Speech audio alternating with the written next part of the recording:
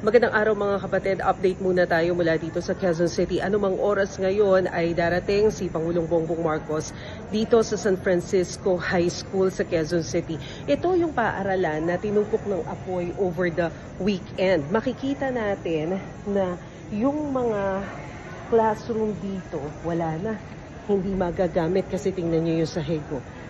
Pero ang sinasabi ng Bureau of Fire Protection ay ongoing pa yung kanilang investigasyon kung ano talaga yung naging sanhi ng sunog dito.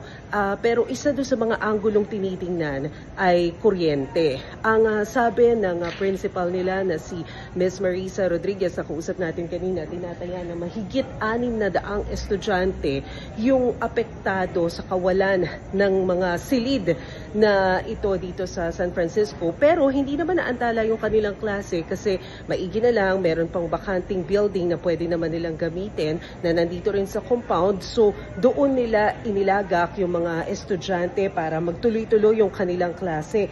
At ang paliwanag dahil nga mga senior high school yung mga apektado, nagagamit sana nitong mga paaralan nito, nitong mga silid-aralan na ito.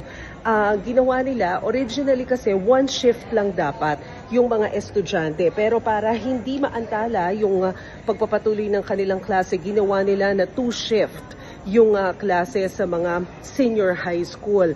At ang hinihiling lang nila, sana nga daw ay mapalitan din yung mga gamit na na-damage dahil dito sa sunog. Kabilang na dyan yung ilang mga teaching materials ng mga guro at yung mga computer. Sabi ni Ms. Rodriguez, yung principal nila dito, tinatayang aabot sa higit kumulang 3 million pesos yung halaga ng na-damage sa paaralang ito. At yan muna ang pinakahuling update mula dito sa San Francisco High School. Ako po si Maricel Halili. Magandang araw.